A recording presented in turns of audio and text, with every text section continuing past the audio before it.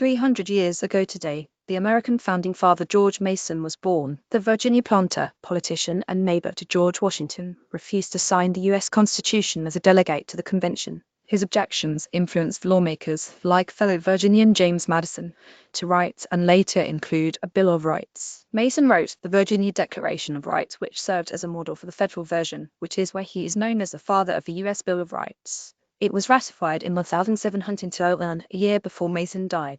Read more about this lesser-known FF with 1721 that all men are born equally free and independent and have certain inherent natural rights of which they cannot by any compact deprive or divest their posterity, among which are the enjoyment of life and liberty with the means of acquiring and possessing property and pursuing and obtaining happiness and safety. This is a quote from Mason's first draft of Article 1 of the Virginia Declaration of Rights. Though to the uncritical eye it sounds relatively identical to the language used in the Constitution and Declaration of Independence, highlighted here in black are two of the most fundamental dissensions from the Virginian had. The first reflects what some early revolutionaries thought of the Constitution, that it represented merely a contract of association, but that unlike a contract, proposed to bind all who would inhabit the nation for the rest of time, rather than only those who, like any other contract, place upon it freely a voluntary consent in the form of a signature.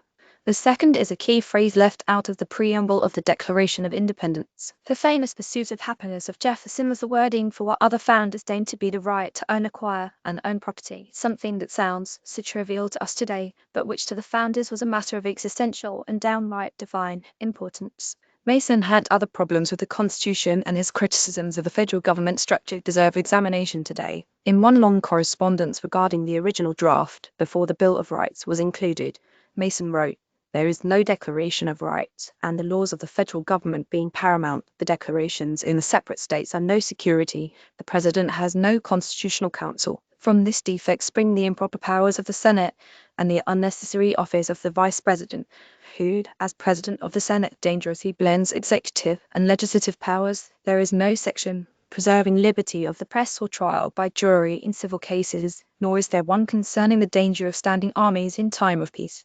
One can only imagine how different the United States might have become had those few opponents of the Constitution not pressed with such vigor against the tyranny it sought to impose to their mind upon the colonies that had just freed themselves by pain of death and privation.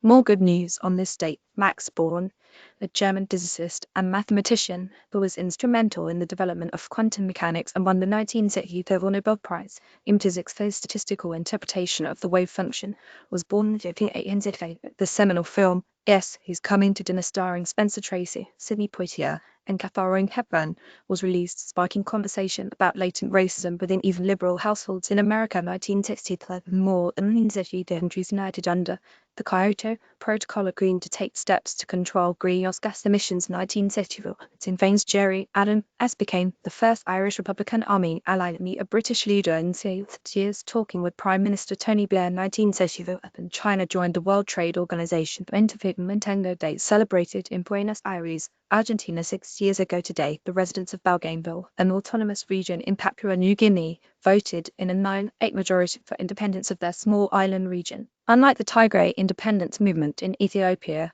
which just a few months later sparked a terrible civil war, the government of Papua New Guinea described the result as credible to their eternal credit. The referendum was non-binding, so independence has yet to be fully negotiated, but it carried 3 important global consequences for good. The flag of Bougainville, the 21st century, has seen a marked decline in the rate of small states gaining independence. The rigorous yet peaceful process by which the governments of Papua New Guinea and Bougainville negotiated the agreement, which will see the island achieve independent rule no later than 2020, is a testament to the stability of this slow-developing, fractious nation and shows other disgruntled regions wanting independence around the world a case study for peaceful procedure. Another consequence is a more local one.